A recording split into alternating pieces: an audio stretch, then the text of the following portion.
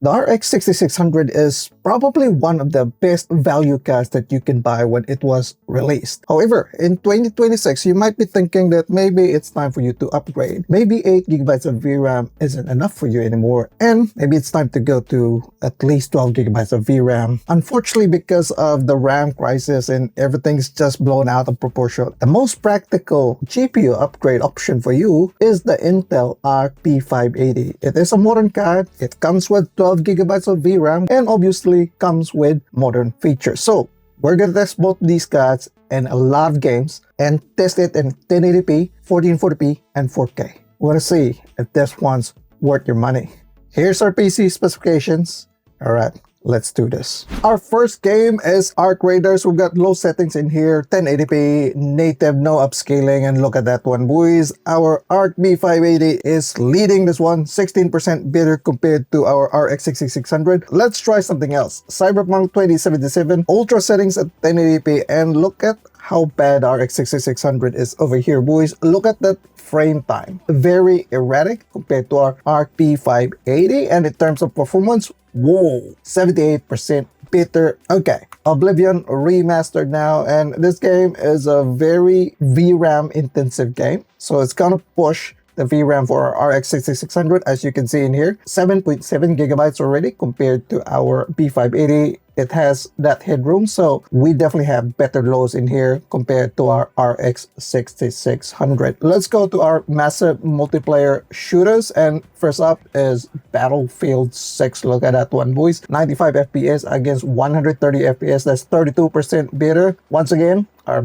ARC B580 is winning here. Let's go to another shooter, Delta Force, and in our walking benchmark, we're getting about 130 FPS with RX 6600 and 200 plus for our ARC B580. That's 68% better. How about the firing benchmark? It's the same thing, 60% better compared to our RX 6600. How about PUBG? And we are running DX11 Enhanced API in here, and the ARC B580 still maintains that lead, 38% better compared to our RX 6600. Let's move down to our competitive games now, and let's go with Fortnite performance mode, DX12, and yes, we're getting really high FPS in here, and we're eventually bottlenecked by the CPU at 1080p. Oh, actually in this one, the B580 performed worse compared to our RX 6600. Now this one's a bit tricky because like our ARC B580 performed better on the last time we tested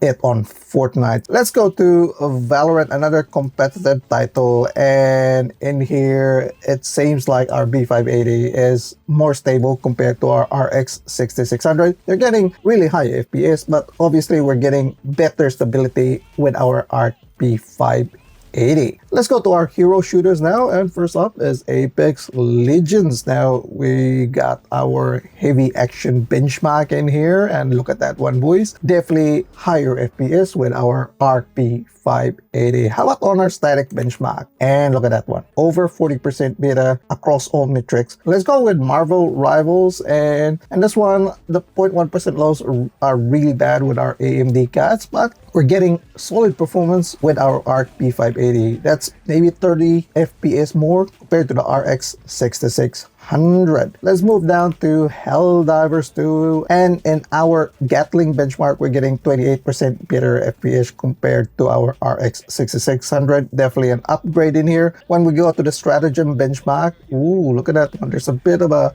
micro stutter there for our B580, but still better on the average FPS and on the 1% lows. Here we have Battle of XL2 now, and we do have FSR and XCSS in here, but we've kept everything on native. And look at that one. The ARC B580 is definitely pushing hard here compared to our RX 6600. Let's try World of Tanks. Now, we have added this game in here because it runs on a different engine, and it's just good to look at how these different cards perform, and we're getting really high FPS for both cards, although we are definitely getting much higher FPS with our ARC B580. Okay, let's go to 1440p, and once again we're starting with ARC Raiders. Low settings obviously because we want to see the rats. We've got FSR quality on our RX 6600. However, on our ARC B580 we've got XCSS at ultra quality settings because of that difference of scaling. So despite that, we're getting 42% better FPS with our ARC B580.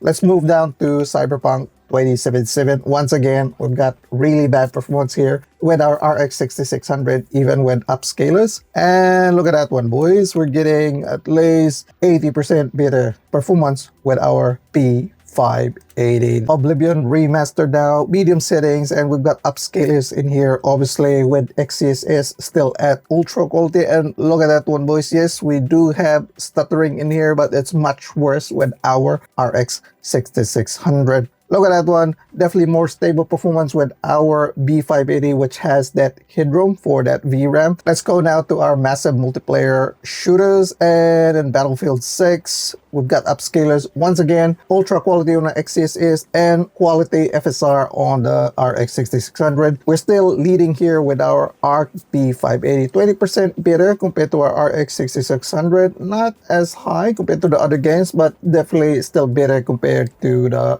AMD card. Intelliforce on our walking benchmark, we're definitely getting almost double performance with our ARC B580. That's 68% better and definitely better lows. And on our firing benchmark, it's the same thing, 72% better compared to our RX 6600. In PUBG, it's still getting over 100 FPS with both cards, but the better experience still goes to the ARC B580. You can definitely see that the ARC B580 is starting to pull the gap wider compared to our AMD card. Fortnite performance mode, and look at that one, boys. We're getting high FPS, but definitely much higher with our ARC B580, right? 53% better average FPS and about 29% better on the low. So it's now flipped compared to our 1080p performance. And in Valorant, the ARC B580 is continuing its lead here. Not as much on the average FPS, but definitely has better stability once again compared to our RX 6600. Let's go to our hero shooters, and Apex Legends at 1440p here. Boom. 52% better compared to our RX 6600. And on our static benchmarks, it's the same thing. Yes, we do lose out a little bit on the 0.1% lows, but that's pretty negligible if you're getting better average FPS and even better lows. And in Marvel Rivals, once again, we're using upscalers in here. XeSS ultra quality for the B580 and FSR quality for the RX 6600. That's once again 30 FPS lead compared to the RX 6600. If you guys want to see the settings that we've used here, I'll post this one in Patreon. So just click this one if you want to see the settings, and I'll pop that there. Let's go to Helldivers 2. On our Gatling benchmark, we're getting 100 FPS with our B580 and only about 70 FPS with our RX 6600. When we go to the Stratagem benchmark, it's the same thing. Pretty consistent, getting about 40% better once again with our ARC B580. On Phantom XL2, now we did use upscalers now, FSR quality with our X6600 and XeSS ultra quality with our ARC B580. And whoa, look at that one. We're getting about 40%, 47% better